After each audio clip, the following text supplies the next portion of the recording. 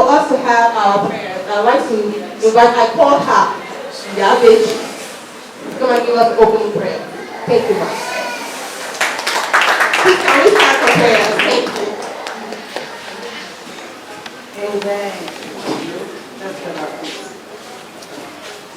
Our Father in heaven, we thank you. Thank you for bringing us together once again. Thank you for this beautiful weather. What the Bible says, everything will give thanks. Thank you for this gathering. Thank you for the amazing works of nature of man that we have come to celebrate the works of your hand, O God. Father, as we are gathered to celebrate this season, Lord, be with us in Jesus' name. Lord, we pray that you will increase travel to these at home.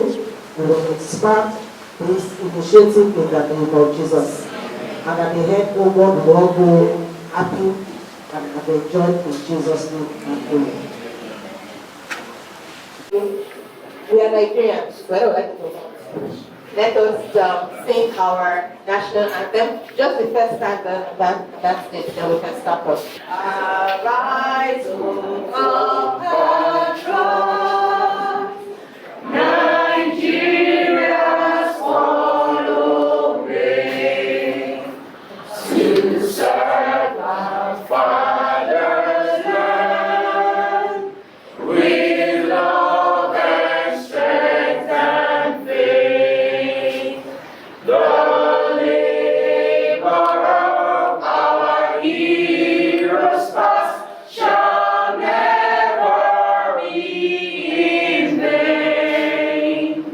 To serve with heart and might, one nation bound in freedom, peace and unity. Thank you very much. We always see that. Thank you, thank you, thank you. How's the experience now? The experience was wow. I explored different food delicacy, corn from corn to what they have used corn to make. I also enjoyed the session where we had the cooking competition. Yes, it was a lot of fun. Then I made new friends. And I Next old ones? Old ones, exactly old ones. We had fun. I played like baby. That's good. Thank Awesome. you. Thank you very much. Let's start for her. I think for me, one was the interesting one was the cooking competition. And we're having it again this year, where we're going to have some people cooking with corn tips, and then we'll taste it and see if it's worth eating or not. All right. So who else was here last year? Was anybody else here? Seriously, was one person that was here last year. Okay, me, I was here last year. Who else? Anyway. Oh, you were there? Come on, share your experience. Was I come to you? Okay, sir.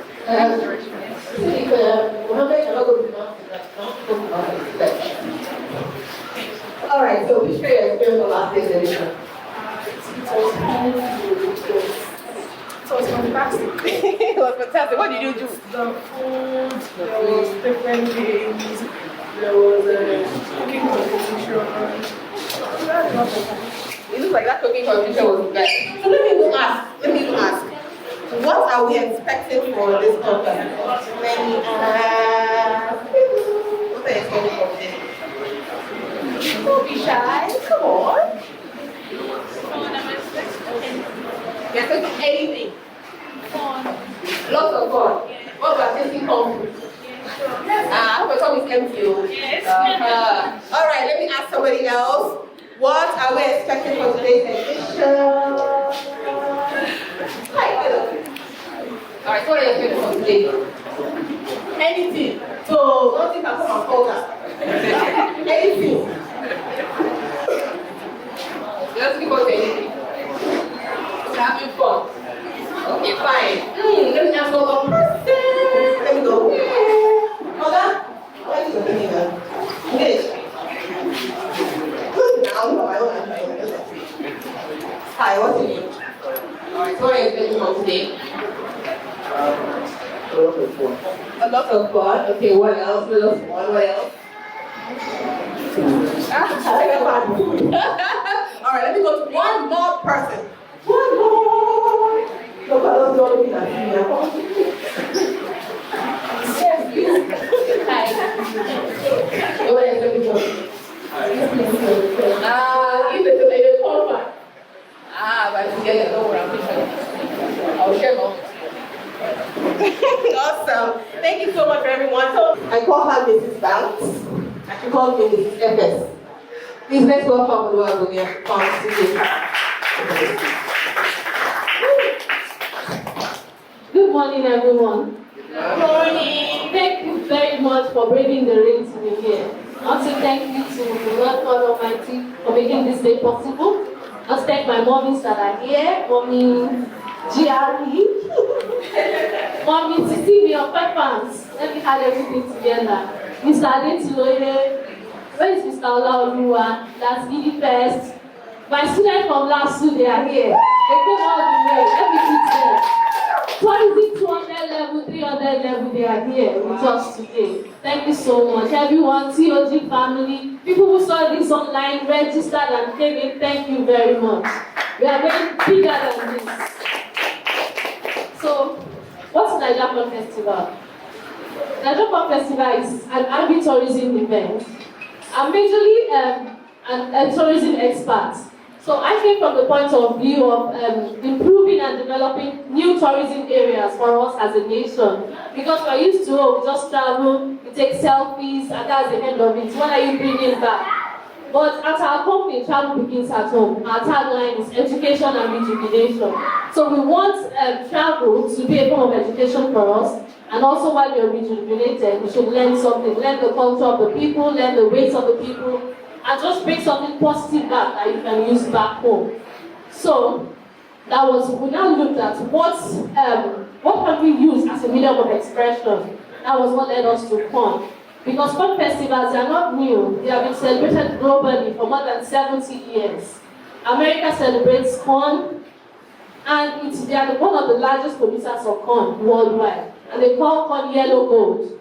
But here in Nigeria, our use for corn is quite limited. We eat corn, àgbàdo, roasted, boiled corn, we do agidi, we do our pap, and so many other food. But aside that, it's used for ethanol. I think we watched a short clip showing other uses of corn. The pharmaceutical industry, so many industries, they make use of it. Even for heart, corn is used for heart work and all of that, which we've not been able to express. Take for example, one of the healthy oil options that we have is corn oil. But the steps everywhere trying to get corn oil to even display here, we could not get, except the shipping it from abroad.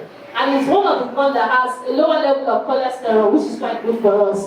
We don't have people exploring that option yet in Nigeria.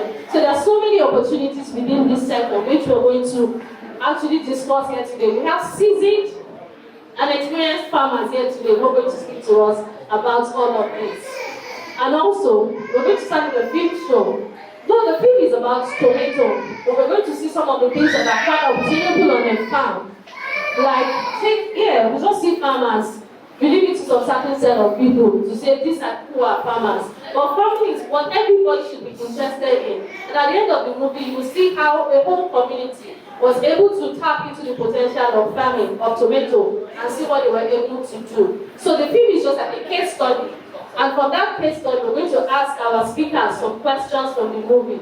So when we're looking at the movie is actually a 2-hour movie, but we have reduced it to about 40 minutes so that we can look at the very important areas which shows lifestyle on the farm, a farm that has its own private jet. You see all of that in the movie. So we can see the possibilities. If we open our minds to say that farming is not a dirty job, it's a work that is lucrative. It's a work that we can do and just express ourselves through various ways. So thank you, welcome, and enjoy yourself. And please, our vendors are outside. We want you to patronize them.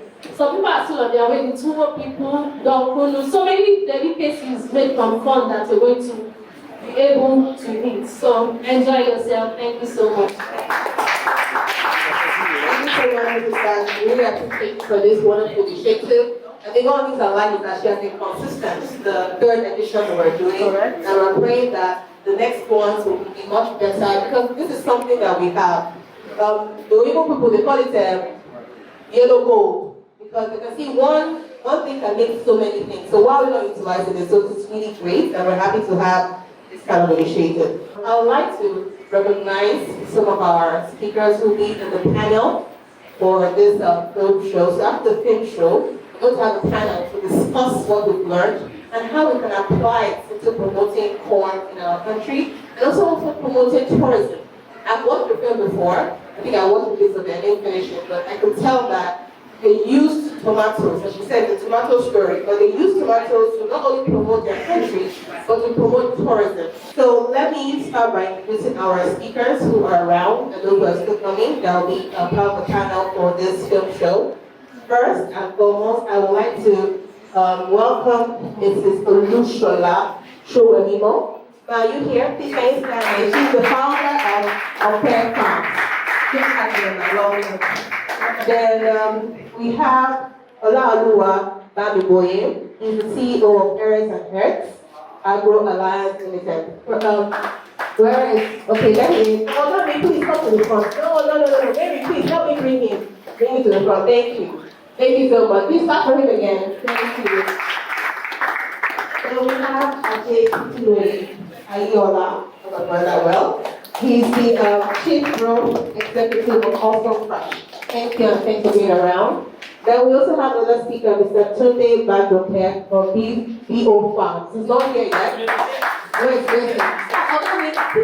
Maybe please help me bring Oga Tunde to the front. Okay, thank you for coming. See over there. That beautiful, handsome looking man in black. Bring it to the front for me. Thank you so much, sir, for being here. So these are our four amazing panelists that will be discussing what we're going to watch. I have brought sweet corn here today, but I tell you, we do it 24/7, but we do it 24/7 at a very high cost. And that is why you cannot compare the sweet, and that's why I will not even grow the normal maize with irrigation. Because at the end of the day, how much do I want to sell it? Meanwhile, when I use irrigation, I'm also using fuel. I'm burning diesel. Yes, so that the water can get to that. So it pays me better to actually do sweet corn with irrigation, because then at least I can make a little money. But if I told you to come and buy the regular corn for, is it not just potato, the other kind of thought. So we need a lot more in this country. For instance, we have dams that we are not leveraging on. Water should be something that is, because most crops need water. Unfortunately, water is expensive. My own farm has a borehole. That borehole is over ₦1 million. Yes, because of the place where I am. Right now, we've gotten to a point where we need 2 more. See, it is all expensive. And if these things can be brought down by virtue of being strategic, then a lot more will happen. Even the roads we travel to go to our farms, the vehicles are always at the mechanics. Yes, sometimes the driver goes and he's bought fuel of 7,000 naira. He comes back, he's bought another fuel of 5,000 naira. On top of what? Nothing. On top of what? So there is a lot that we need to do. Where amenities, you saw houses with their rooftops growing things. How many? Is it the one that the roof is leaking that will now first of all think of growing something on top of it? It's not possible. We are not conditioning Nigeria and focusing on how many of the things we do can become sustainable. We're not. Okay, now can I ask a question? Sorry. Yes. Now you've mentioned all this. What is the solution now? How can we get the government and the people who are in this agriculture thing involved to see how this will add value to our nation? I'll ask you that now, like I'll to go. You know, sometimes when you start this kind of stories, they almost become unending. I'm not so sure that we're positioning agriculture to where it should be. For instance, the expatriates, the foreign companies, tend to do more in Nigeria for farmers than Nigeria itself. There are times when they will tell you things like, oh, they're giving out more money somewhere. Believe you, the farmers are not the ones getting the money. I remember there was a time when two of the states now have queued up, with the hope that they were going to give us money. If they give us that money, I'll buy this, I'll buy that. It never came. Where did it stop? We don't have a database of farmers in Nigeria. We do not have. No. How is that? Because people have not put their minds to it. Where I farm, we must be about 1,000 farmers.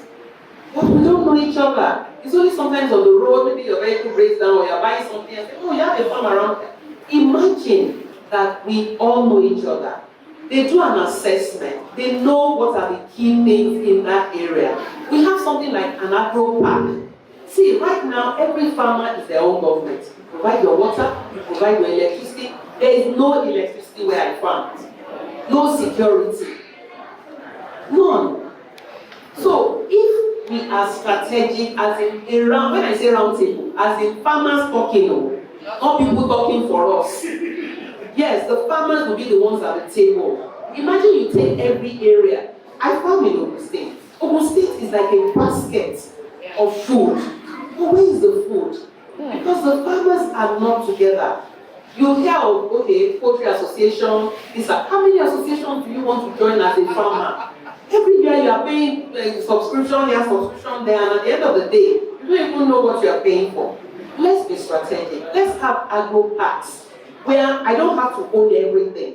If today what I want to do is to do some harvesting, then I know I can go to the agro park, lease it, use it, return it. They have it in Abuja and it's working. I remember there was a time we were making mango bites. A man in Abuja was able to sell his at maybe at least 25% less than me. Why? He doesn't own the machine. He just processes it at home, takes it to the agro park, dehydrates it, brings it back home, packages it. Meanwhile, I own my own dehydrator.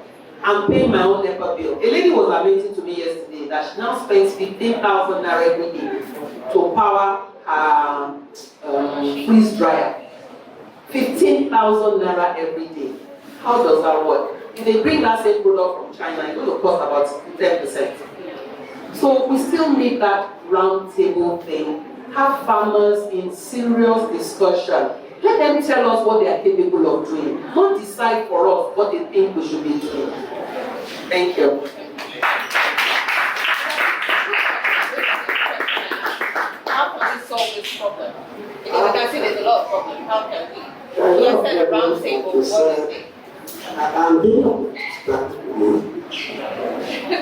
Okay, the first one I was saying, like she said, we can't wait for the government.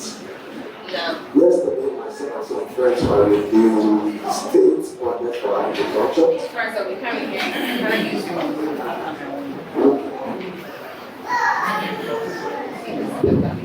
I also try to speak as possible. We are reviewing state budget for agriculture because it's not always about the federal. I get movement to review federal government allocation for agriculture most times. So now we are looking at what the states are doing with agriculture and we realize most of them are not doing so much. I'm using our state for an example. The state will budget like 12 billion for agriculture, maybe 500 billion, and will spend 2 billion. only? 6 states out, look at the numbers that we Can't hear you. We can't hear you. Yes. Let me start. Sorry, let me start it down. Let me get you about time. So, if you look at what the government is doing, my point is they are not doing that much. I look at what the value of agritourism is worth. As of 2019, we talked about $42 million. And you ask yourself, how many of this money is being made in Nigeria? And she said, foreigners are making the money. We are told by 2026, 2027, that industry alone, people coming into your farm to see what is going on, will be worth about $62 million by 2027. So when you look at, even in Nigeria, you ask yourself, how many people are tapping into that industry at the moment? I know just about 2 or 3 farms. I know them in Abuja. I know them in Samson and Abuja. And I think I saw them in Kenya. People who are tapping into that industry. One of the summary of my son is we have to start looking inward now as a family or as practitioners in that space. Looking towards the government, not that much. Looking towards your state government, not that much. What are the solutions? The solutions I tell people now. There are some practical investors that are in that space. I know 1 or 2, I can share one. Right. That are also aggregating them, and I think this this forum is good for one of them. Young guys who are really trying to enjoy space. Putting them into groups as a community for interaction and for funding. That's one of the solutions that I'm trying to provide. So we have investors coming into that space for people to tap into. Secondly, we need to also work with other people. Not just establish you doing something, I know a lot of you I know a guys also doing something. One of the solutions we give is look for people who are already doing what you are doing, let them go. Collaboration. My own budget for security is over 8 million. As an individual. When I'm on the farm, I'm not people, see my boss around me, I see my job. So, how many young guys can afford that? When I'm traveling to some places, I'm not allowed to go. I have to carry. So, when you look at the cost, and like she mentioned, what are you going to sell at the end of the day? I was reading, I said I'm stressed because we look at what you're spending, and prices are coming down in the market. Your cost is going up, prices are coming down in the market, so how do you cope? So, like I said, collaboration, look for cheap ones. That's a solution. There are also some government packages. It might not be easy to access, but if you have your papers, you can be able to access them. One of the people who like the myself is also one of these. So there are a lot of We still have one house, everyone. Thank you very much. I don't know if I answered your question or if I crossed conclusion or if I added anything. But the bottom line is, like I already said, the first thing is there's one in the industry. You just need to know how to plug it. Let me make this thought. I shared something on Twitter, I think 2 days ago, on a lot of businesses are closing down. Even farms are closing down. We can't all afford to close down. And I said, we must look for means to make money in that same industry. And the guy responded, said, there's no way. Everything requires money. I said, it's not true. I use my knowledge to eat from time to time without leaving my house. Just using my phone. And he said, well, he said, share some. I said, okay, the same industry I operate. I've been there for 10 years. Why resolving people's problem and making money? You want to clear your farm, I bring bulldozers to your farm. I clear. I don't own all the equipment. Sorry, I'm giving my speech. I don't own all the equipment. I get the equipment from companies, I go to your farm, I use it. I get a discount from them. Because the discount they are going to give me, they won't get it. So I make my little margin. That's relation. When I was buying my first set of land in 2012, I was everything cheap, everything cheap. Even the lands were not measured. The lands were not measured. Yes, they just went from here to there, 4 million. How many acres? 4 million. So we couldn't measure. So I did that, I bought my first land in Ogun State, I bought them, not measured. So we just said, from here to here, 1.8 million. From here to here, 3.4 million. So after like 2 years, or now about 4 years, I realized it should continue. So I thought, I'm going to sell this land, right? I'll put it back for you, I'll measure. I'll put a price code, tell me the price of my survey and everything. And I started standardizing that. So when we buy land, I tell you, this doesn't cost this amount. And then I commission, I can make it. So I don't I just pay you. So I have to tell people to look for ways. Now, because of the years I've spent, companies call you, all the time, to get to the back. Tell us what to do to get it right. Tell us what to do. So I come into the meeting with my knowledge and this profile. I tell you what to do, what not to do. Of course, I can't ask the parents. So I think I take this one. I wish you a very wisdom. Thank you very much, sir. So what I'm hearing here is, first, I'm sure everyone has said we need to have a round table. Sorry, I'm complaining to him. I said NASA is not cheap enough. NASA, what is NASA, please, ma'am? For those who don't know. 9%. It's 9%, but What you're talking about now, is it funding, NASA grants funding? What's the funding of NASA, ma'am, please? NASA NASA, what I mean is cheap. It can be cheaper. You can be cheap, but when you go to BOI, Bank of Industry. it's processing. BOI still does 8%. It's processing, I think it's below 10 million, below 8 million. You can get that. But that of NASA, because when I take money from commercial bank, which I'm doing, I will not take it in. I'm taking 48% before. 42. Yes, I was planting in Adobe, and I was in the middle of my planting. I wanted to finish up. I have an operator for my cassava. And I wanted to finish up, and I exhausted all my, whenever she knows I don't know how to talk my school. I thought, school fees. My wife can allow you to touch every money. She said school fees. No. I touch school fees, touch everything. And you know to start the little. I have to come to my bank manager. Just fire some money to my account. She said, okay, we'll be to prepare as well. 42%. That's too much. 42%. So that means NASA is still okay, ma'am. By that relationship, I was introduced to Bumi as well as the convener of this program. So far, I mean, over the years, it's been impactful, and here we are. I mean, definitely can get better.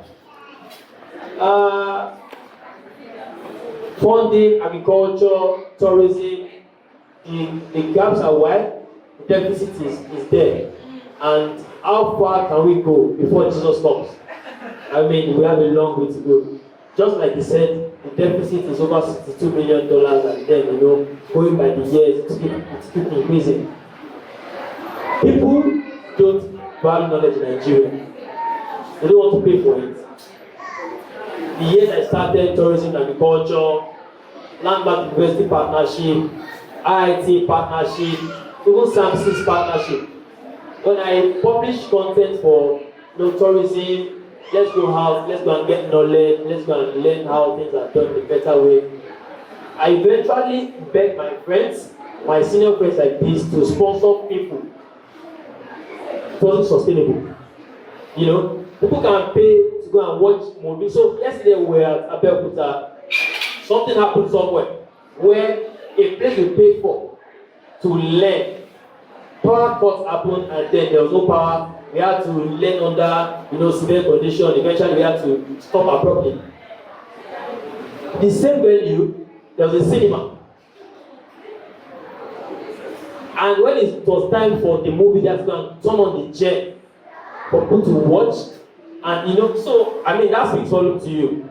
So in Nigeria, we don't value knowledge, we don't appreciate it. One thing is free, but things are not free. It's either it's paid for by someone, or you commit resources to it so you can learn.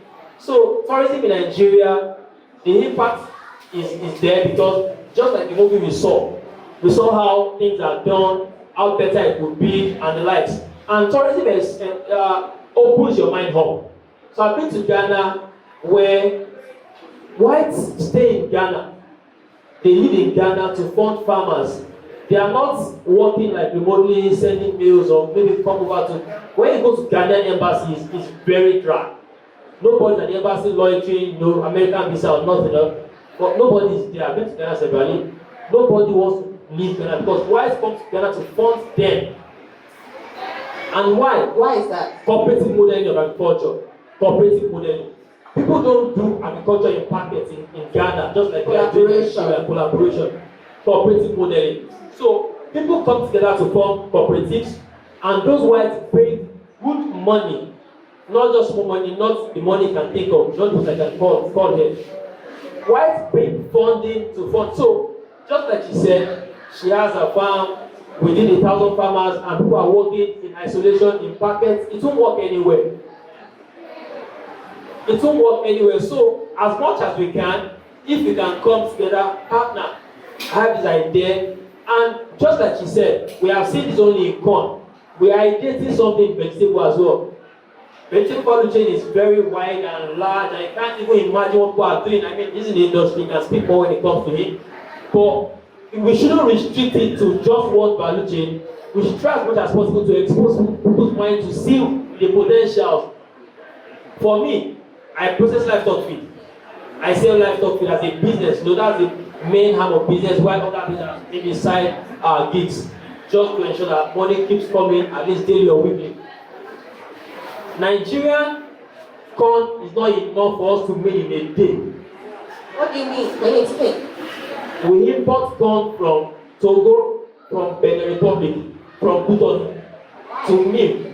Some government industry or some big industry like Olam, they have license to import corn and soya.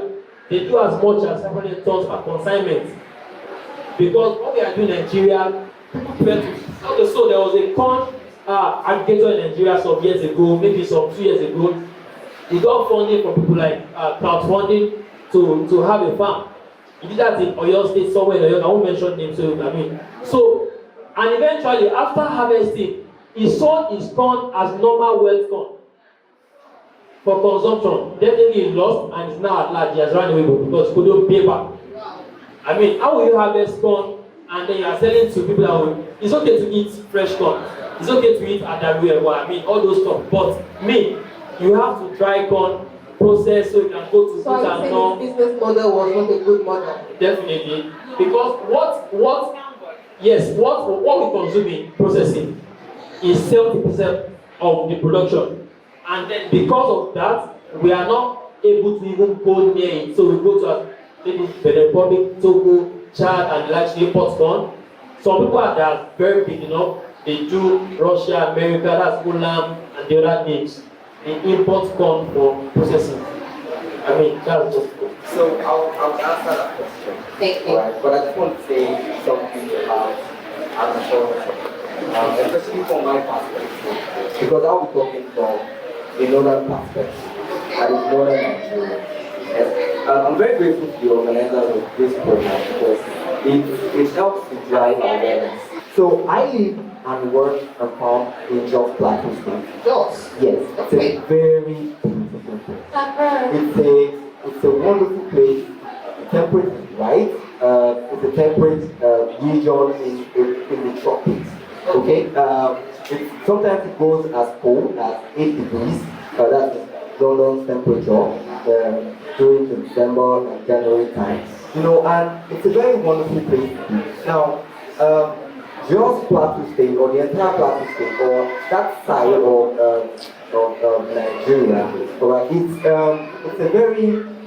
a very unique place because almost everybody is involved in some form of agriculture. As community. Yes, almost every family has a family land that is active and growing. So you drive for 4 hours, say from Jos to Shandam, and you just keep seeing fields and fields and fields of corn, of tomatoes, of cabbages, and this is a place where agritourism can help promote the local industry, because a lot of people don't know. If you mention, I'm going to Jos now. Jos? You're going to Jos? It sounds like a war zone. It sounds like, there's just what we see in the news. Exactly. Because that's what everyone, that's the idea that, there's war, everybody's carrying on there. And I don't blame that perception because it is, again, the media has, there's been this collaboration that has been, they just keep putting it out there that, oh, there's crisis in this, they damage this, they kill these people. It is true. And the reason why it is true in those places is because of something called sparse settlement. Sorry again? The sparse settlement. The sparse settlement. Yes. Okay. What does that mean? Where about 10 to 15 houses claim to be a village. And the nearest neighbor is like 30 minutes drive away. So that when these things happen, right, at night, mostly, you don't have anybody to run to. Nobody can come to your aid. The next aid that will be in that place is maybe 40 minutes away when those perpetrators have left. So that's why those places are very unique. But however, there have been measures that have been put in place recently that have ensured that those things will not happen. Now, I wish that more people, especially younger people in the South particularly, because I'll be honest with you, it takes a little bit of education, right, to promote an industry. It takes a little bit of education to bring light into an industry. So, and generally, the Southern Nigerians in that sense are more equipped. It would to develop this sector of agritourism in that space. It needs a lot of Southern influence there to correct. You say that they're not really educated when it comes to agritourism? No, but there is a difference between. Professional. These days, the education system is actually getting better up there. Yes, but it takes a lot of enlightenment to an exposure. Something that we have an abundance of in the South, right? And we need to be able to encourage young people to be able to visit those places. Yeah. I'm sure that if we go, if we organize it to go to those types of places. I'm not talking about remote places, in the hinterland. I'm talking about even the metropolis itself. Okay, I just say, I don't know if you people know anything called the greenhouse. Alright? Greenhouse, yes. Yeah. It's an indoor farming experience, right? That people grow, especially horticultural and vegetables. Now, I dare say that and this is a conservative number, just as more than 1,000 greenhouses in its metropolis. I mean, not in the outskirts, not having land in the outskirts. Like your neighbor has a greenhouse. The next house has a greenhouse.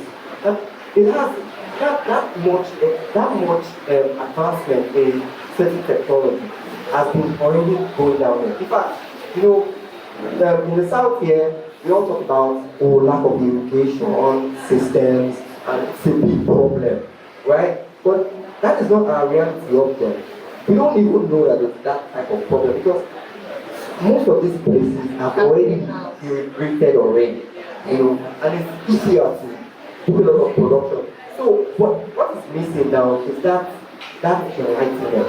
People are dying, it's the way they say people are throwing stuff. That is being thrown at that time. I believe a lot of younger people would be interested in some way. We get to see more innovation enter that space, more organization, and then the industry will industrialize by itself. Yeah. So now the question that was asked, how do we stop importation? Now, one thing that is a fact is that, again, I was speaking from that northern perspective. Despite all of these good things that I said, we have one of the lowest yields per hectare in the world. In fact, if you say Nigeria has one of the lowest yield per hectare, northern Nigeria has one yield per hectare. Okay, so can you display the video I shared? Hello? Technical Peru, please. Yeah, can you display the picture that he gave you? It's just part of it. So, I will try to say something. Now, we have here's a picture of our main Irish potato farm in Potato farmer. It's only 4.6 hectares in 4.6 hectares. two young plants. Now, this is the harvest program I was speaking about. Now, okay, thank you very much. Thank you. Yeah. All right. So now, what I'm trying to say is, we have when we were trying to do this thing, we found out that the people things that was about it were as old as 1970 something. You know, so we just kept, generally as God, we just kept replicating it. We just kept replicating it. We just kept replicating it. The meaning is that the productivity is like, it's dead. No. That is dead. You know, and when the productivity is dead like that, you find out that the yield is small compared to the effort that has gone through it. And so, when the yield is small like that, you find and the demand is not reducing irrespective. You know, More demand, so there is more demand than we can produce. And in order to stop importation, we need to improve productivity. We need to be able to ensure that we have access to. Let me stop you there. I hear government is giving this something for agriculture and reading the newspaper. You know, so what's happening to that? Isn't that part of what's supposed to help this issue of producing food for us? I dare say that. But I dare say that I know more personally. I know more than 1,500 farmers like that I can just start calling their names. I don't know one person. No. That's got it. So why write in the newspaper that we've gotten that? You have gotten. So, How can the other steps? follow him. Please follow him. But be honest, most of what we read in the news are not true. So they're not true. The numbers are falsified, but packaged or not. But one of the main things I've observed, but one of the things I've observed is most farmers don't have records. They have their numbers. And as simple as, even when I didn't have an accountant, as simple as the bought stem of 200,000 together. They bought this to work with them. So that when they give you a form to feed, you have data to feed to them. And then it also guides your decision when a lot of farmers don't do that. Okay, but Uncle said So, no, I'm not saying that because I'm talking to you right. But I got, for example, for purposes point, in 2018 there's this program by CBN called Practice. I was informed, I applied, did the training, paid 55,000 naira. you paid together. Yes, I paid 55,000 much in the only for 2 days of the night. And then we were trained. And we were told in 3 months we get 10 million. Of course, if you have to get 10 million, it's much more than that. That was 2018. But I got the money, that was December 2018. I was called in July, I was called in December last year. That my money is ready. And they gave me 2.5 million. After 10 million. Yes, they gave me 2.5 million. That was in March. March. I was doing 2.5. So I can't claim I've not got it. Yeah, but you have not got it though, because So I've not got it. something is still. No. So what I've done is they reduced the money from 10 million. Then during the COVID-19, because they asked farmers to apply 25 million. We did, I did like everybody, 25 million, we have done something in their life. We did, but eventually we did most of us. But at least I know 2 of my friends who are in Turkey. I've got 2.5 million. So, but what I say, one, as a farmer, your ears must be on the ground. There is money. Your ears must be on the ground. No. Because why did I say that? I thought, okay, sorry, but that's not for this one. When your ears are on the ground, you get to know. So I was called and I've been approved for that.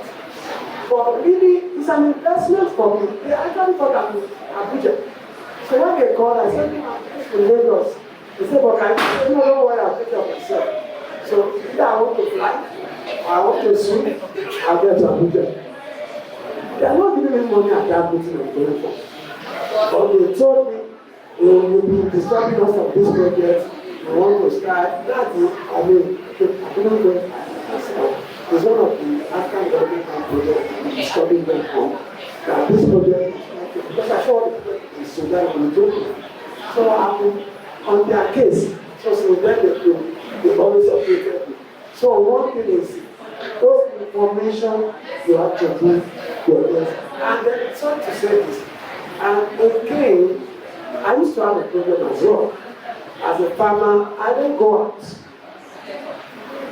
Because I don't network, I was still like to people what I was doing. Even media, I get invitation, I don't go. I don't believe that for fake farmer or fake farmer. I realized because the fake farmer that was, they were taking the money. They didn't even have a plot of land. Yes, they'll come and tell you rubbish. Tell you in 6 months you harvest cassava. In 12 months you harvest plantain. They tell you in 2 months pineapple is living in your compound. And I realized that last year that someday I look in yourself. So then I started accepting the invitation. So to speak. And every, and to go through it, along with my friend, I put the host of the radio and they call me regular. I'm speaking on it. So I realized you have to, as a farmer, you must put yourself out there. And then network with, and I don't only network with fellow farmers. I'm a Lagos State of Commerce and Industry. I'm networking with businessmen because I'm first with business. Let me add to what you said. Yes. Let me buttress a point that he made. It's very important to join the association of anything you're doing. It can be stressful. You're in poultry, you're in this, you're in that. Once you are doing that thing, just yes, be a member, meet other people, especially those who have been there, then the young ones, what are the new ideas, what's the technology and all of that. I remembered when I remembered that, I didn't join the beekeeping association in Ogun State. And I found out, it took me almost about 2 days to find out how to join. Guess what? I joined the association. 2 days after, somebody calls me from Ogun State. There is beekeeping conference in Abuja. Would you like to go? I thought it was 419. I said, who is speaking? He said, no, from the Ministry of Agriculture and all. I said, how did you find me? Because I only registered about 3 days ago. Guess what? They looked in their data. About maybe 30 to 50 miles radius of where my farm is. I'm the only person registered. Serious? So, I always tell farmers, like you said, don't just say, oh, I'm a farmer, I like nature, and then you're on the field. You need to go out there. You know, I met his wife recently. We went for a program. It's Academy for Women Entrepreneurs. You know, you don't know who is going to, you know, there was, I don't know if your wife told you, the lady behind the program, she said, shoot your shot. Many people don't. When we're talking about the young ones in agriculture, for about 2-3 years, I had a young lady who was of taking kale from me.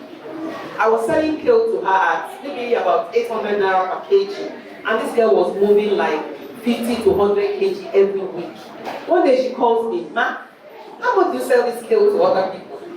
I said, well, to end consumers, maybe 1,000, 1,200 depending. So let me be paying that price. I'm like, why would you do that? She was selling at embassies at 3,500 per kg. That's my mom kale. That was the buying kale. She was selling to everything, and guess what? The embassies will look at it like 10 pounds or 5 pounds, you know. So it's good to like open one's ears, one's eyes, what is happening. Right now I'm on a program called Ignite Africa. It's a program for women all over Africa for agribusiness. Just by the first meeting yesterday, I was opened. There's a young lady she was the one that gave us the Zoom time. And she said she was working after her master's. She was working and she only worked for 1 year. So I said, why did you leave your job? She said, because I got enough funding to start my own business. And today she's an agro-processor. So the opportunities, maybe they are not as streamlined as their own, because I have been to Ghana a few times too, and the help, someone like GIZ, what they do in Ghana. I have a lady friend, 3 times a year she's sponsored to go on conferences to Europe. Everything she produces goes to Europe. You can imagine if we have that here.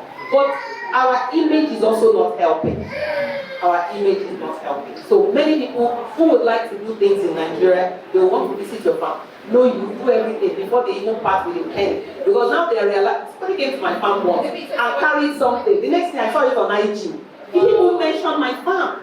So he didn't say it was his farm, but he didn't say it was somebody else's farm. So the people see, and people get sucked in all this nonsense on IG.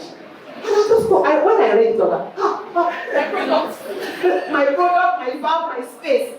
You know, so people should go unveil. And it's also good to relate with people who are already in the business, so that you don't make mistakes or you don't lose money. The money some of us have lost, other people don't deserve to lose it. It's because all they need to is agra. But the average Nigerian, I went to come and mentor me. Mentor you for what? You don't even know what you want to do. And me, I always tell you, if I mentor you, you will run it. My own is not to sit down and be telling you what to do.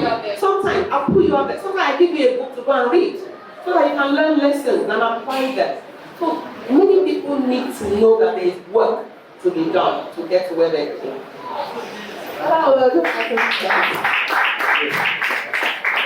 Then Mr. Titule will say something and I'll go out to the crowd and ask questions. Thank you very much for the last one, because I was going to say that so that I won't lose them, we have to ask questions for them so that people will be interested. So it will be very wrong for us to be saying that the fundings are not getting to us, because I got fundings, I've gotten like 2, World Bank, Was it the full one? The full, they said it's 2.2 and I got 2.2. No, I won't mention the figure here, but it's a lot. But they gave you your money and they said they will give you. They gave me the promised amount. Yes, It's not in dollars, and then in naira it was much more. Okay. So the second one, the same Miss Naija, I got the funding more than what it got, maybe even close to I don't know, but it's a lot. At least you got the money. At least for God got small, you got it. Yes. You know, Yes. so did you know hold their hands up like that? Yeah, I think it's kind of ready. So the thing is even till day before yesterday, a friend from BOI reached out to me to say that if I know farmers that have gotten TAF before, do you know the Illuminate Foundation? Yes, TAF. That need up to 50 million to 10 billion or 1 billion is willing to fund them. So I told him to come. I told him to come, but he couldn't make it. Start voice for him the software, we fixed it, and then we're having a virtual meeting. There's money. You guys hearing there's money, oh. Yeah, that's Come and hold the ends of their garment so they'll show you how to get it. And yeah, so what she said again was that as much as possible, the partner association, we belong to the same institute, and yeah, that's how we are. That's why we pull her here. And then what we have got as an institute, we can't get as an individual. Okay. Here we are, just like confirmed about Ghana that I said earlier. Ghana gets funded, their image is still not dented. Their people are very trustworthy. They take their products out of the country to the world to procure, to buy, to relate with. So as much as possible, start from somewhere. She's a lawyer. She's a lawyer for people that don't know. So don't say I'm a pharmacist, I'm a, you know. Yeah, anybody can be a farmer. Yeah, anybody can be a farmer. It's just interest, your passion, willingness to feed a population. Because now we are in the world 7.9 billion. Very soon, 10 billion in the world. Where would the food come from? All of us will go hungry. I don't want to scare us with maybe next year, hunger, maybe, you know, everything that will happen, but it will happen because recently, AFDB came to Nigeria with funds to start the processing zones, just like she said. But because it was primary elections and everything, nobody gave them attention. The minister for something said that she's not aware what they are saying. What? And then they left with the funding. I'm aware, it's not as if it's a third party conversation, I'm aware, I won't mention things. So my truth is just that we have to probably do things better in our spaces, form cooperatives, alliances that we can do stuff. Government won't be sure, they're not willing, they're not ready. now between now and 2023 is election. Nobody's answering us. It's election. So pretty much in summary, we have to cooperate together, we have to collaborate, we have to, I mean, little competition. In the space I work in Ekpe for livestock feed, all of us buy stuff from one another, each other. I mean, because we are not able to meet the needs, someone else needs your products, why not come and meet you? Probably, you know, make reference and rebrand or sell the way it is and make your money. But the industry, the value chain is large enough that you can't play alone. Thank you. The way you're handling these younger people. The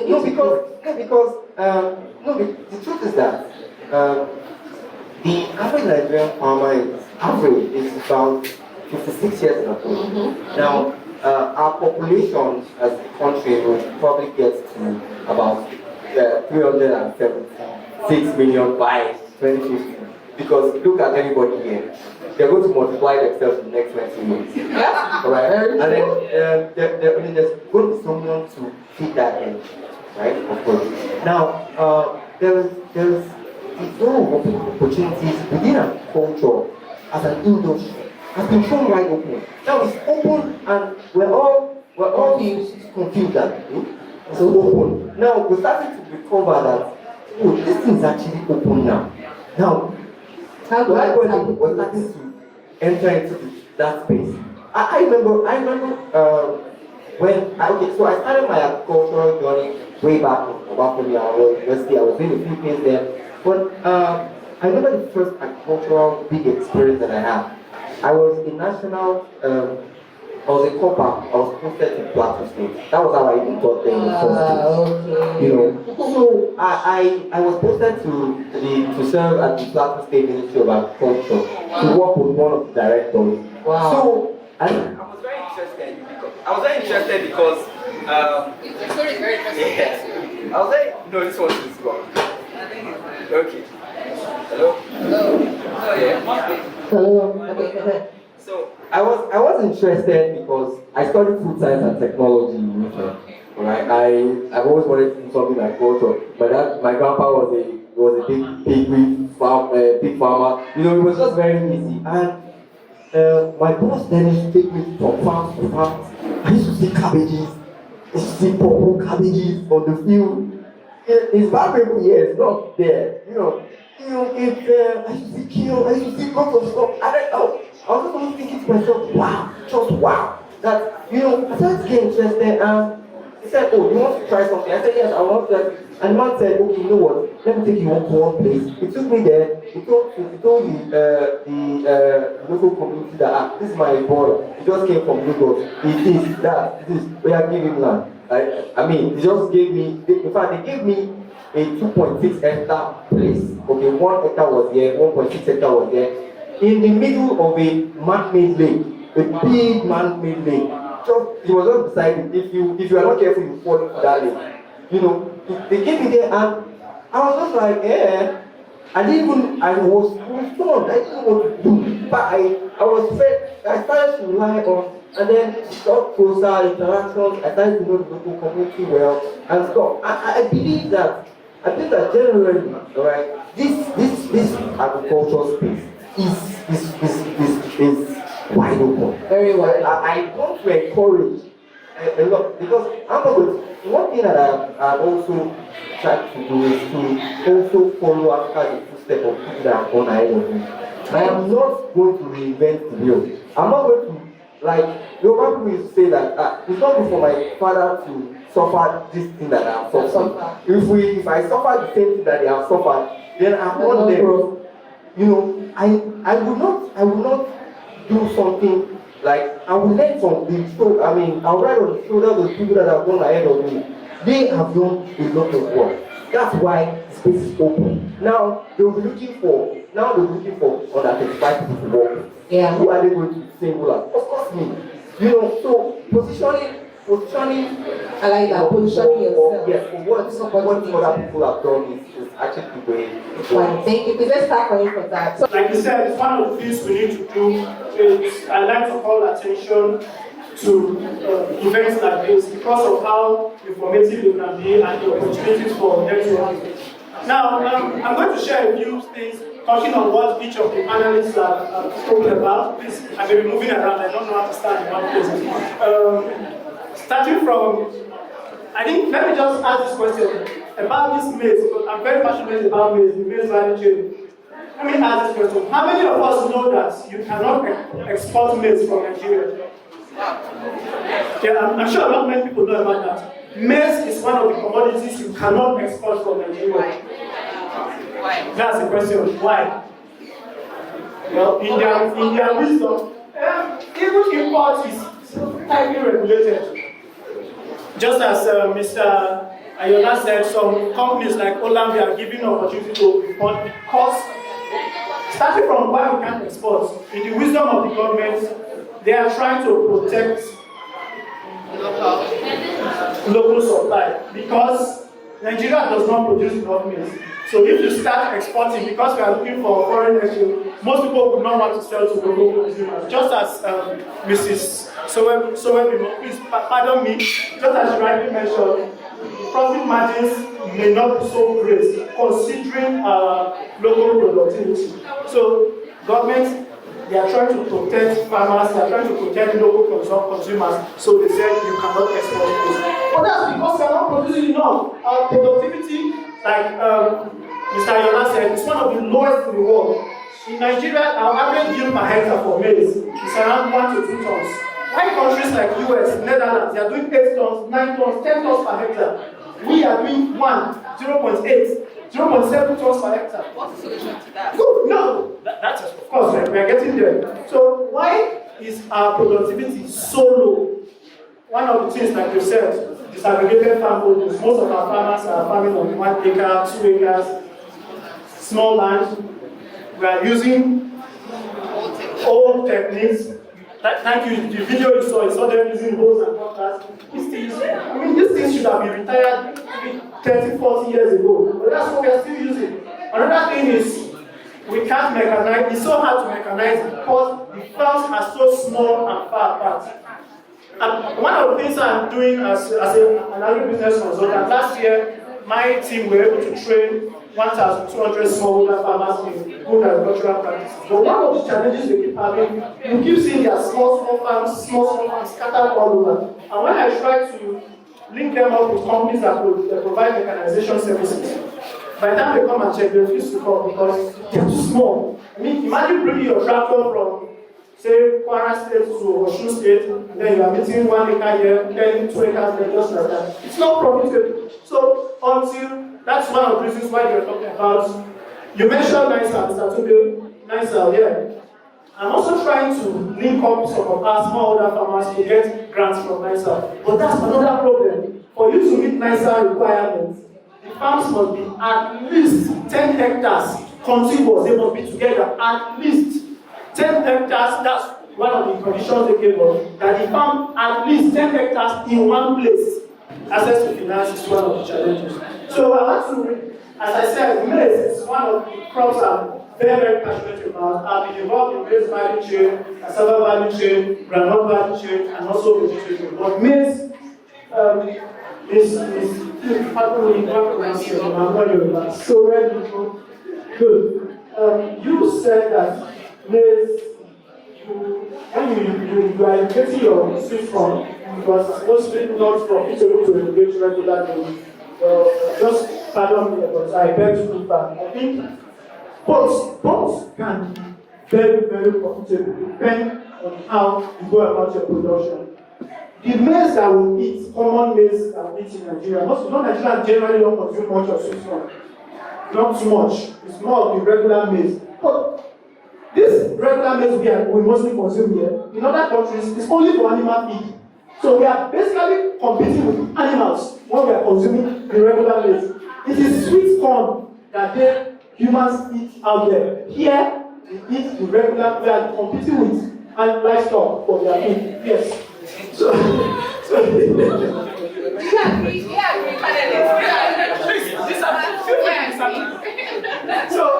here's the thing. One of the reasons, if you sell the regular maize, one of the reasons you may not make so much profit if you are selling fresh maize. You are selling, these women, they come to your farm, they buy a whole pickup truck, 70,000, 80,000. If you are lucky, 90,000 naira. And that's like, depending on how it's loaded, the 1 ton, 1.5 ton. Meanwhile, dry maize, you know how much it's like. I go all the way to Adamawa to buy maize and bring to sell it. I mean, a whole trailer of maize, sell in Lagos. You know how much a ton of that is? Of course, maize is far more expensive in the south here than in the north. We buy 190,000 per ton there, here 270,000, 250,000. Now, why I'm saying maize can be very, very profitable. If you irrigate, one, you can do your maize 3 times in a year. Dry maize, 4 months, 3 months, less than 2 months maturity, but then when you are leaving it to dry, you now have 3 months, depends on it, also 4 months. So you can grow maize sustainably 3 times in a year. You cover your irrigation cost. As far as you are able to meet 4 tons per hectare, if you are able to meet 4 tons per hectare, you are in profit.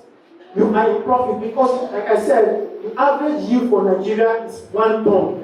1 ton per hectare. Meanwhile, some other countries are getting 8 tons, 9 tons, 10 tons per hectare. So, I have told people, if you are doing maize, here you are doing rain-fed maize, you are wasting your time. You are wasting your time, you are wasting your effort. Get better yield from that land. I'd rather you do 5 hectares, irrigated, do it well, and you are doing 20 hectares, 30 hectares, 50 hectares, just like that. You understand? And another reason a lot of our farm youths are so low is the seeds. The seeds we plant. Most of us, farmers, we don't want to spend so much. Palmier seed, for instance, do you know how much palmier seed is being sold right now? A bag of 15 kg, 70,000 naira. So which means a kg is almost 5,000 naira. I don't know maths. But farmers would rather go and buy a regular maize of 500 naira, 300 naira per kg. But the people that are selling at that they know the value of that seed, but most farmers cannot afford. So they go for easily accessible. Unfortunately, you see, research is expensive. Seed companies, they put a lot of money into research. That is why their seeds are so expensive. What we do as agricultural extension agents is to let farmers know that this thing is more than what it is worth the cost. Yes, it is worth the effort. So, 2 things that we just mentioned: irrigation. Irrigation is very expensive. She rightly said just 1 borehole. I agree boreholes, so I know I said. But if you are able to do it, especially for a crop like this, trust me, you'll make your money. Thank you very much. Thank you so much. Thank you so much. I can see Oluwa, I want to say something to that. Sorry, I want to say something to that. Okay. Let me correct an impression. I do maize, but I don't sell fresh corn. Awesome. I make it into pap. I have a ready market. See, anything that anybody sets out to do, your market is very important. Very, very important. I mentioned the maize bit so that newbies will know. They don't go and burn their fingers and say that, oh, because there is, yes. So it's more for their own information. I have my market. I don't sell it as boiled. I don't. Even this sweet corn we brought here, we just brought it here because it's a Naija Corn Festival. I have supermarkets that I supply. Yes, thank you. There's a lot to that. And then irrigation. I have a client now that I'm working with. She has spent over 90 million naira on her farm. She has not taken a dime from it. So I'm saying that my service is for free. Let me even for free for you for now. I can't imagine that you have spent 90 million. The consultants are from IITA. So I know you know a lot. Like I said, we probably should have a debate or a conversation that will be more heated and everything. So the 3 cycles you mentioned, they are possible. But are we doing it? You can't afford irrigation for maize. The maize that are imported are far cheaper than what we produce locally. You are right. the maize that are imported. That's why livestock feed companies, livestock farmer, I produce livestock feed, so I know the space very well. They can afford to sell cheaper because they have imported maize and soya, and that's the most, like maybe 70% of the feed that we are making. Maize imported cheaper, soya imported from Brazil cheaper. But if I'm buying soya now, I'm buying 315 naira per kilogram. I'm buying maize, I'm buying 210, 220. Why from the north? Now go to Nigeria for where they kidnap to buy maize. When I got it down, I lost. Transportation, everything. So all things are not equal in Nigeria yet. We have to make it equal. Do you understand? We all have to make it equal. Education, extension, financing, social media, cooperatives, and the like. So let's try and put all hands on deck so that we can make sure that this thing is sustainable and affordable for everybody to come into. Thank you. Yes, good afternoon. My name is Obina Okwe. So, yes, I've listened to all the panelists. I have to say I've learned a lot from all of you because I work in bank. I don't really know too much about agriculture. So I would say I really appreciate all four of you, all the panelists, for educating us. So I have a question. I think one of you mentioned that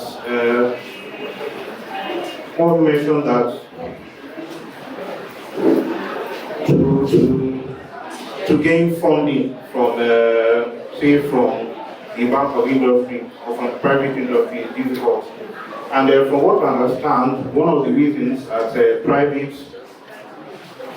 industry banks are unwilling to lend to farmers, to people in the agricultural business, is that they see agriculture as having a very high credit risk. That is, the chances are that you not get your money back very high. So the question I want to ask is there a way that we can, or that farmers can, say, convince banks that that agriculture is in fact something that they can and should invest in and is profitable? Yes. Okay, you're smiling on that. I think bankers are always realistic. Let me give you an example. In 2014, I think, then I had not gone fully into agriculture. You understand? Like I am fully now a farmer in the last 27 years. And I've acquired the land as a young man. I've done a bit of clearing and traveled to work with them. So I went to the Bank of Agriculture, the closest to me, submitted an application and requested for, I think, 7.2 million that I wanted to do thing. The land I bought was 2.4 million. I'm saying 20. I bought the land in 2.4 million. So when the bank got there, the bank manager, you know what he asked? He said, well, now the farmhouse here. My friend who was with me wanted to slap me. He said, I had to hold my friend out. Don't release your anger on this man. He is here in my room.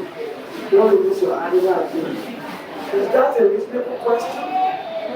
You see the little effort I've made. I've bought the land. I've done a bit of planting and all that. So the plants are not realistic. They are for the long term. Most of them ask you to do processing. And they are not always comfortable because that will serve as collateral. Because most of them are not ready to work with. What do I mean by work with? If I tell you I want to plant maize and I'm going to supply a factory to process palm. And this is what I want to give the money for. I'll buy seed, I'll irrigate, I'll do this. If you are serious, then come with me. That's what BOI does. And that's why I bring BOI everywhere I go. So I'm not TV. Work with me. Even buy the seedlings for me. buy the irrigation kits for me, pay the guys installing, give me out of 10 million, give me the 1 million as working capital to pay my salaries. But most bankers, the other thing, because even the lady who is your account officer is not willing to go to the pool with you to go and check the farm. She only wants to. In 2014, I had to send a mail to the MD of Heritage Bank. Sorry, I'm mentioning the page. That this is CBN will tell us this thing is available. We get to your branch, they tell us something else. And that day, by 9 p.m., the MD said to go to you, apologize and set up a meeting for me in the head of the city. The following week, we went for the meeting, they gave another letter for a ticket from small building. Why didn't get money? Why? At the meeting, the head of the city, they gave me a letter for signed. They gave me a letter. And he said, at the meeting, this one, the guy said, what do you have to do? I said, I'm a road man. I'm struggling as everybody like you. I've done a bit I could do with my small money. Give me more money to do more. You are asking me to collect. I said, but it's not part of the criteria. But I said, in case the money goes wrong, CPN will bonus for the money. But if the money goes wrong, I'll get collapsed. People are getting serious, I'll get collapsed. So why is it always the 1 million the farmer is asking for? They are flexing most. Do you think they want to ask for more? They want to get ask for more money. Why are they not holding those only focus them 10 billion, 500 billion? They go to club together and they drink there together. So, when it comes to funding, I've suffered. There was a day I went to an office, a government office in the building. And when you are young and you are desperate, you spend, I'm not from a rich home. Spend all the little you have, all you raised. And then when I got to that government office in the building, it's not that office. Do you know what the man asked me? He said, how did you know we are here? How did you know we are here? Because I was said, for you to trace us here, next time there's funding from state government, because that will be tomorrow. So the banks really, and there are just for the banks now. I'm working with them. And we are going to give it. So, globally, like we know, like the MPs and the CEOs of farms, agriculture is naturally risky. In America, Brazil, Singapore, they are highly subsidized. Highly subsidized. She mentioned that every farmer in Nigeria is his or her own government. Unfortunately, yesterday I was coming from Abeokuta and back to Ikoyi. So I had to, because of traffic on the expressway, follow Shagam, maybe Ikene Road, abandoned. That's when the height of kidnapping happens in Nigeria, maybe in the States. We had to call one local intelligence to come and guide with us. Lots of abandoned facilities and farms. High net worth farms. Not just down to farm, only crop farms now, livestock farms and lives. But the simple truth is, agriculture is naturally risky. Nature, act of God. Back to Valentine now. Sometimes you say you are even planting when there's rain. It doesn't rain 5-7 days. Your maize is wilting. And I have a friend I met over the week, lost over 47 hectares to runting. So naturally, like you said, agriculture should have a special preference for funding, not just the normal conventional funding styles that you probably join agriculture with. I wrote it again. Agricultural funding is a long-term funding. It's a long-term.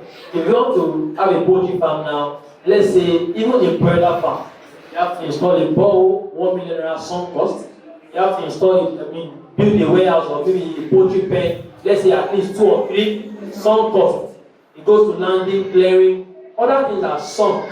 You can't get it. When you get your broilers, they are selling 1,000 broilers maybe at 1,000 naira per kilogram, how much is that after taking 10 million naira? You can't pay back once. You meant to pay back every month. In the next 4th or 5th month, you are out of money, you are cashless, and then that's the end of the activity. So agricultural fund is a long-term funding, naturally risky, and then in-bit financing. He has mentioned that as well. In-bit financing is what some farmers do in Nigeria, and they are making big money. I can mention their name, they are doing well. Apex, Babagona, and some other guys, they are doing in-bit financing. They won't, even Sarah Chemical does that. They won't give you money because true to ourselves now, I call the youth now, I give me maybe 1 million. Has never seen $1 million before.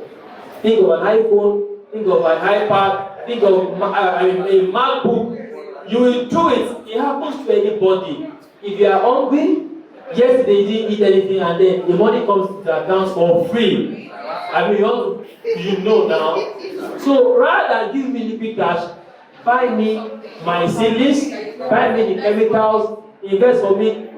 Even give me an extensionist, hire extensionist that can work with you. Let them pay your farm. You are doing wrong here. This is the right thing to do. Get an insurance, insure your farm. All these things are what banks need to consider, not giving the liquid cash. Everybody does. The first money any child anybody sees, you will, when you have learned your lessons, you will now retrace yourself. So and only to succeed as well. That goes to in-bit financing. So thank you very much. Thank you so much for that, Laura. This is my first time of being here in this field, and I'm really gained a lot. So I just want to say, to add my own point. I feel like to get a different result, you have to do something differently. When we talk about agriculture, or when we as youth, I'm young, I'm literally speaking out for the youth. We are all youth. And I feel like when we hear agriculture, we always feel like it's this boring thing. What I is agriculture true. My mates are cashing out. What's agriculture? The steady job and all that. So I feel like in terms, you people mentioned something about collaborations. In terms of collaborations, there are ways you go about things. Like now I'm a mass communicator student, and I'm collaborating with somebody who is an agriculturist. Like you said something. You said you might be a lawyer. Okay, you're a lawyer and you're doing agriculture. If we come together and collaborate, the result definitely is going to be different, and the attractions of people you'll get is going to be different from different places. But there's one thing that keeps you, that binds, is the goal to achieve, and to get to a point. So what I'm trying to say now is, I think we should work more productivity. It would also reduce importations, because more productivity attracts outsiders or fundings and the rest. Yes, like what's happening in Ghana, and also networking there, like I said, with different bodies, to bring out different results. So basically, for youths, just you guys should try and yes. I said for government, and I know that told my friend the teacher, we don't get to see, why young people think all farmers are poor, and they want to see us in really rich. That's the truth. You need to step out of lonely road. If you come into this of some farmers, there's no agriculture. There's no, but the way we are separated makes everybody no force. Let me give you something that happened in my family during the week. I wanted to use drone to spray my cassava farm. All the guys were busy. They were busy a lot. So I called on that person that I use in the building. So I called on that I used motorized spray. He did it for a few days. That was the first time most of the villagers were seeing motorized sprayer. So when I was in the farm during the week, one of them who happens to be the head of my vigilantes said, "Okay, buy me one.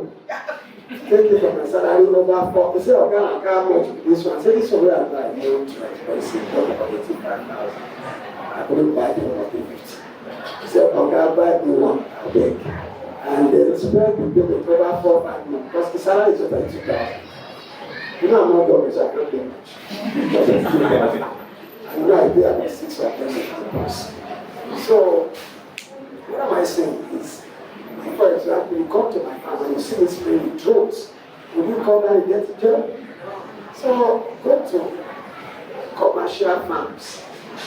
Go to farms. I'm sure that when you get to our farm, when you see irrigated farms, you really know that it's not a game for irrigated tax. It's not a game for. God is helping you. Do you look at it?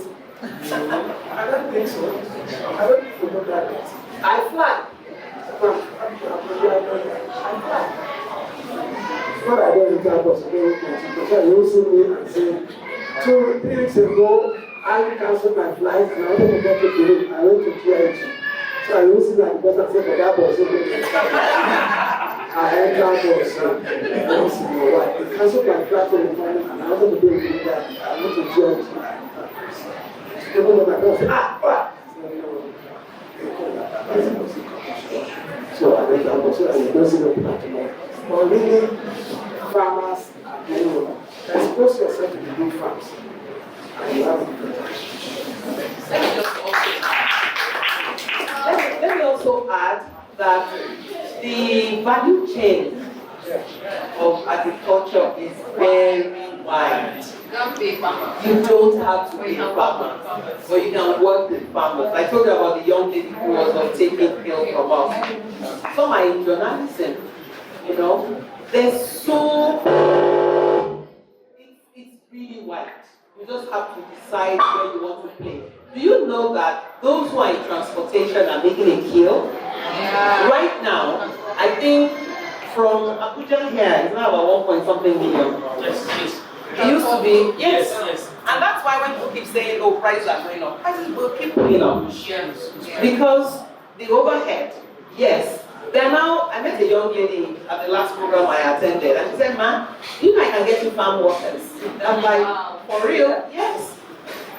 And we pay them to do that. And then we pay them. So she now collects her own agency fees. She gets you the workers, and that's it. So people just have to think out of the box. I did mention owning an apiary, for instance. Owning the apiary, except that if you are in an insecure area. Otherwise, you bait your boxes, your hives, you put it there, you're coming back to collect money. Except something goes wrong. So people really need to ask themselves, where do I have a comparative advantage? I know a lady, for instance, she has about almost 200 or 200 something acres of plantain. She said, when she started selling plantain as in plantain, she realized that, man, she will never scale. Today, she makes plantain chips. Her plantain chips is one of the best in Lagos.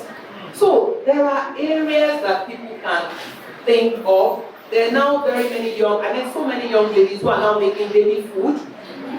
All they do is collect, buy the material, the ingredients from farmers, put it together, brand it. So people should just think, if I do this thing, where is my comparative advantage? Where can I leverage on and I will make my money? You don't have to farm. Thank you. Yeah. So I just want to start from where. Well, that's everything. Okay. When I get that when we talk about agriculture, what happens in people's mind is what has painted the narrative. When you mention agriculture, everybody just thinks, oh, you have to farm. So that place where you have lived in the city all your life, you cannot trace back any rural area, so you think that there's no way for you. I dare say that agriculture is so big and vast. For example, I studied food science, right? Everything that we were taught in school, for example, rice processing, for example, where you get your rice paddy, it's milled, it's winnowed, stored, all the way down.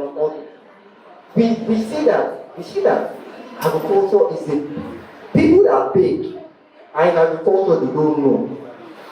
people that manufacture what's it called, like things like all these or different things. Agriculture is a big thing. In fact, we need to start to ensure that people get what we say by agriculture. We need to start calling the name that is beyond that is an agribusiness. Because, okay, for example, I'll tell you, we have a cold logistics farm in my business.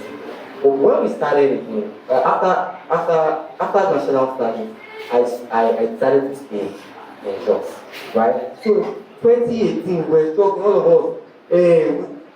I'm from here, so it was easy for me to connect back to we have to Alpha. You understand? So we were selling stuff to Lagos. It was spoiled. Airline, they will carry this tire, it was spoiled.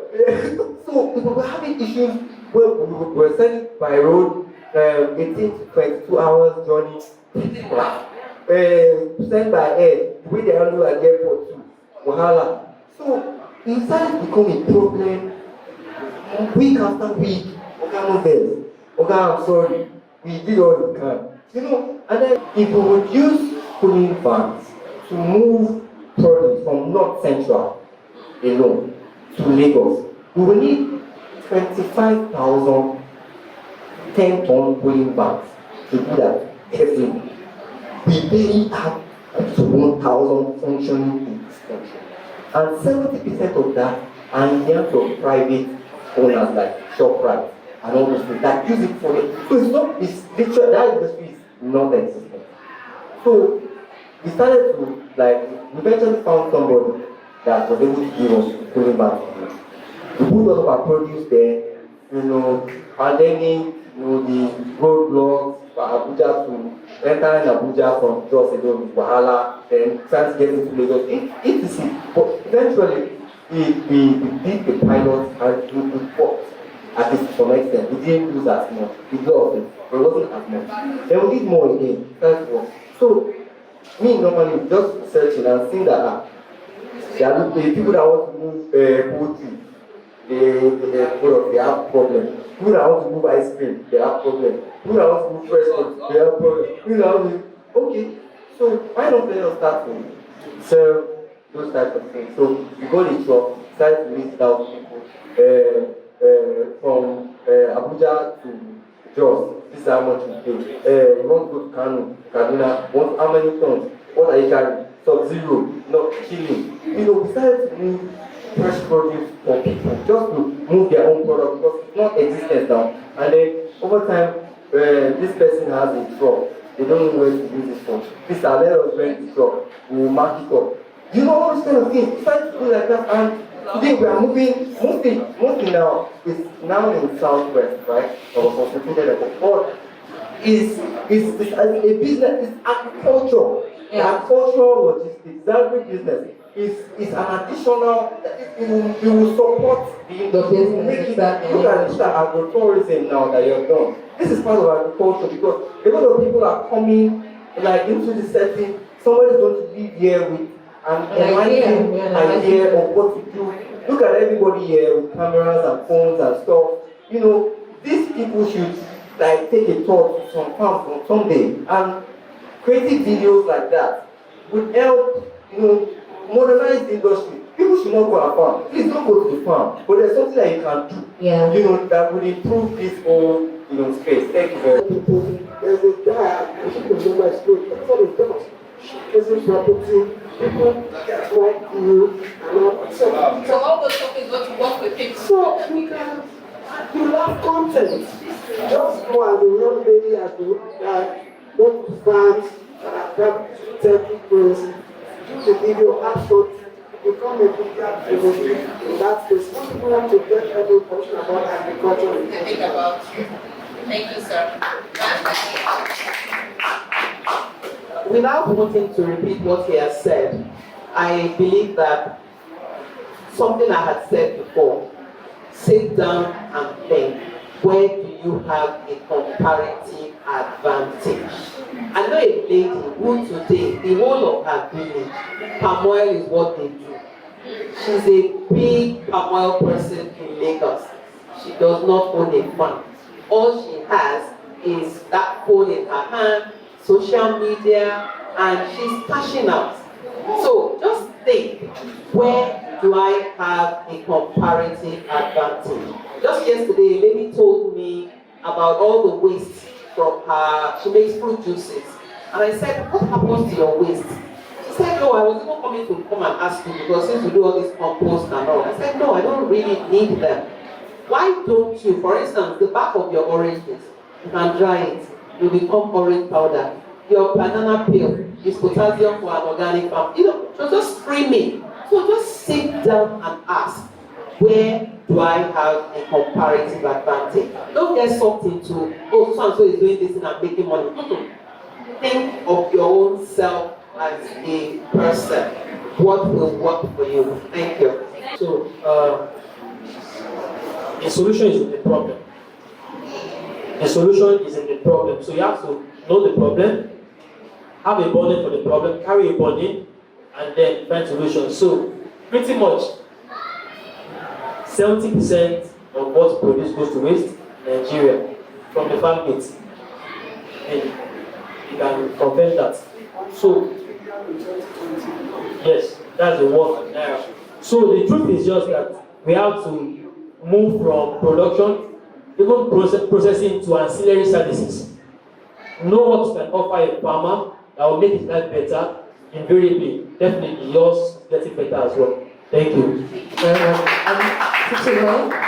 All right, my recommendation to anyone trying to get interested in this industry is, open your eyes. There's a lot of opportunities there. The way we make money in agriculture is by trading. Let me say that again. The way we make money in agriculture, I know we're very interested in money, so let me just tell you. The way we make money in agriculture is by trading. If you get this, you will not have a problem. The way we make money in agriculture is by trading. Trading either a product or a service. Let me say it again. The way we make money in agriculture is by trading. If you get this, you will not have a problem. The way we make money in agriculture is by trading. Trading either a product or a service. Let me say it again. The way we make money in agriculture is by trading. We're trading either a service or a product. Try to concentrate on that. Ensure that you start with a market. Try to start with where it all ends. Try to start with that market where you see that opportunity, alright? And try to compare with the inherent strength that you have by yourself. You understand? And then use that opportunity and connect that, and then you can now choose the other part will be easier when you're gotten that that training, that problem solved. So thank you very much.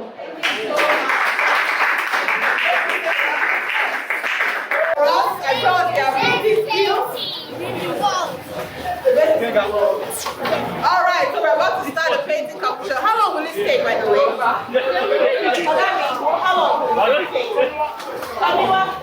How long will it take? 1 hour. So 1 hour. So, yeah, if you can say 1 hour, don't forget. Or you can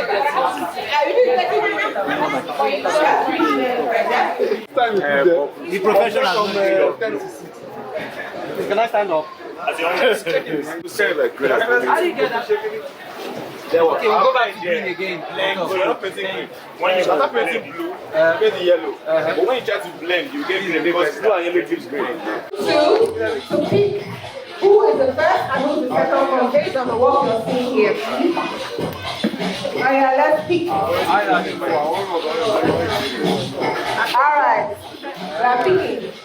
Please, can you give us this? Thank you very much. Who has that one? Who this one?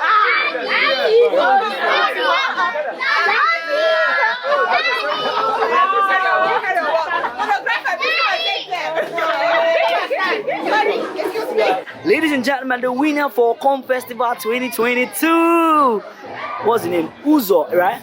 Uzo. We got Uzo in the building. Uzo 2022. Is that your Instagram handle? No water. You go jump like that. Okay. No water. Don't worry. Okay.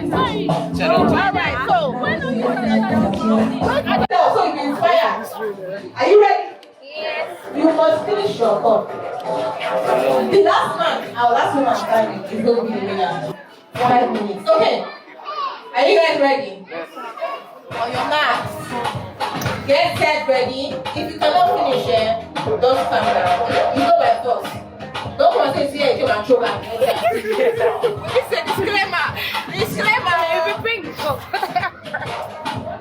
Disclaimer. Oh yeah. Let's go. 1. Drop your. Come on, drop it. Come on. Who's going to touch it? 1, 2. Ready? Go! Oh yeah. Hey, calm down now. It's okay. Because you want to come. Come on, girl. You can do it. 25, 34. Come on. 30.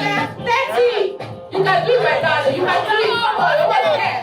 27, 26, 25, 24, 23, 22, 21, 20, 19, 18, 17. Yeah!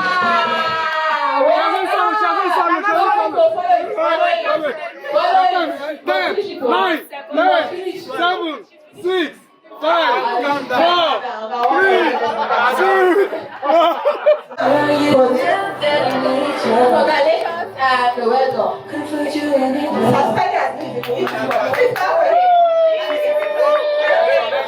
Tiny chopper.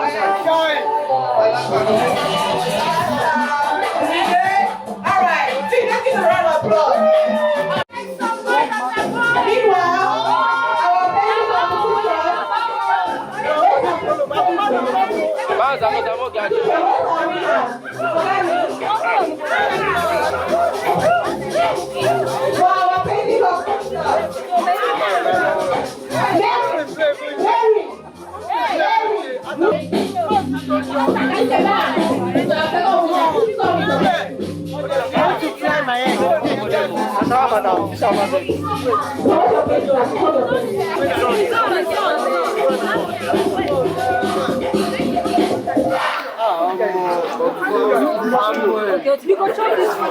It's a good combo.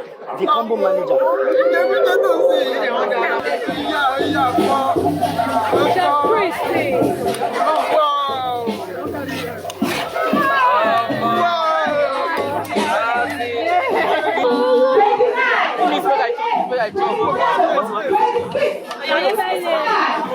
Watch out.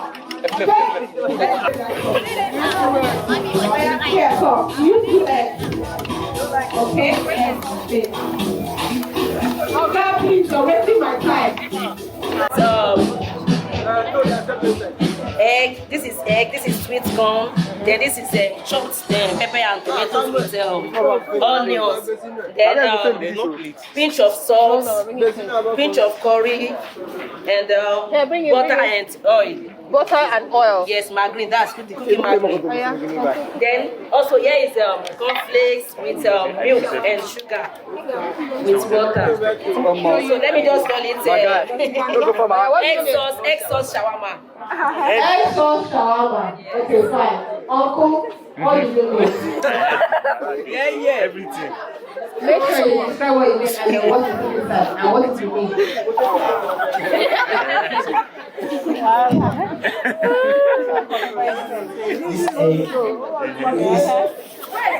Egg and tomato. Butter. Don't touch it, though. No, I'm not touching. And milk.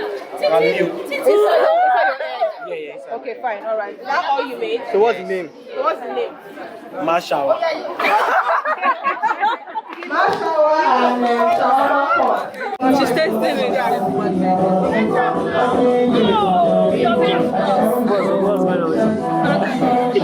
You're shaking the island.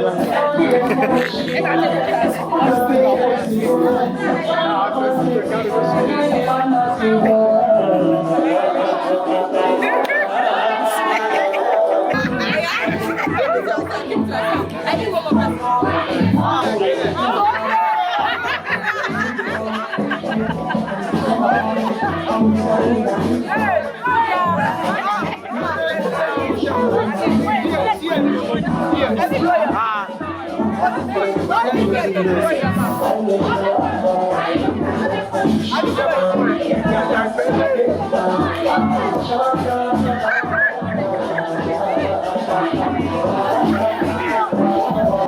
right, so let's do our judging now. Who would you prefer, the lady or the man? Why?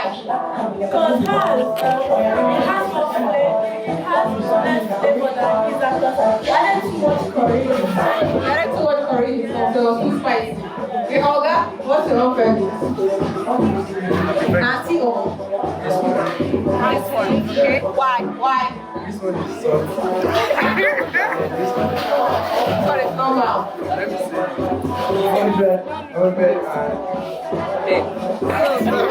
100 about what? 95. Okay, so this one gets 100, this one gets 95. Okay, so 100%. same thing. I like your spicy, but it's too much at the point. I don't really take a lot of spice to yours. I'm a spicy person. So I prefer this one, but it's just too much. If you didn't add too much spice, I would go with this. Okay, so far so good. You're the winner for this. Alright? So look at this here. Are we ready? On your mark, get set, I want to hear the go!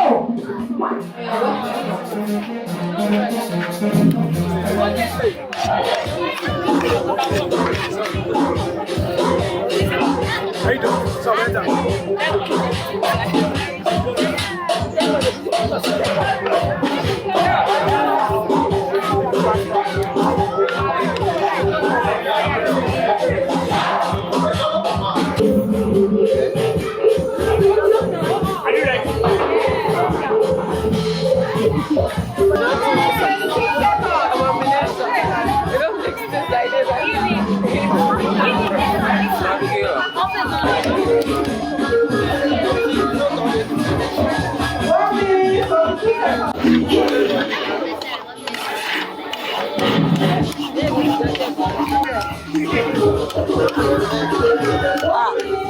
Ó máa ta sọ́nsọ̀n, ó ń ta sọ́nsọ̀n. Eléyìí dùn jẹ.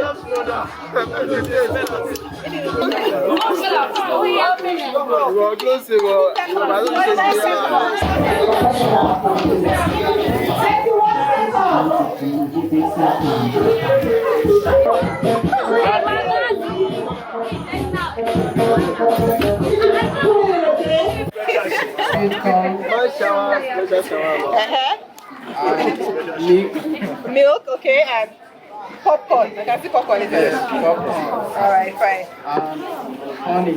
You added honey to it. Okay, so I guess here what's inside? Alright, so ma'am, yours? Fried egg shawarma. What's inside now? Tell us what's inside. I have sweet corn. I can hear you. I have sweet corn, pepper, tomatoes, seasoning. Scotch bonnet. What kind of seasoning, please? Let's know what's inside. So when I taste it, we can see if you can taste it. I use spice, that's curry. I use chicken, non-chicken. Okay, not chicken. And salt. Right. Okay, so my judges. Okay, we're going to taste this together. Try next one. Like I said, you don't have to finish it.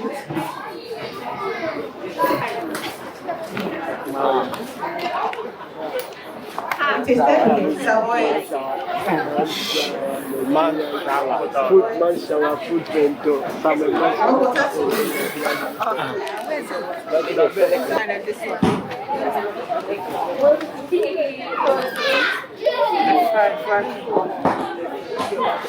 Okay? Savoy is first. You should enter the one and this one. And tell me why you prefer it and tell me this one. Which one? I prefer this. Why? The seasoning here is almost perfect. Okay. It's very okay. Okay. For this, it's more like honeycomb. What's honeycomb? It's more like just honey and honey. Honey overpowered every other. So you are tasting more of honey more, than it's literally honey. The taste is okay. Okay. It's manageable. Okay, and then this one. No, it's more of honey and you have Yeah, you didn't add more to it. Then it's spicy. It's more. I think, like I said, I think it's because the popcorn has honey on it. Please, one more, thank you. Everything is okay with this one. Okay, why? Okay. You don't know my This one is sugary. Sugary. Feeling of eating something. Understand? And trying to do. Understand? So you. So the winner is.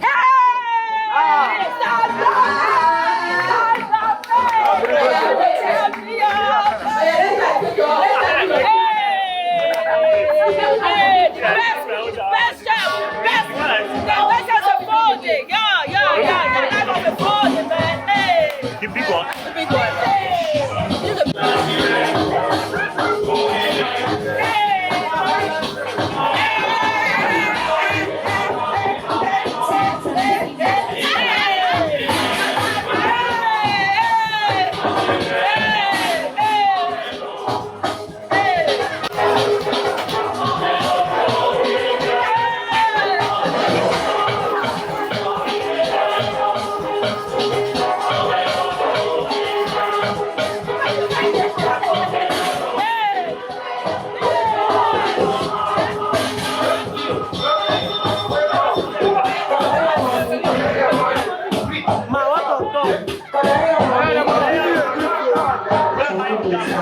Give you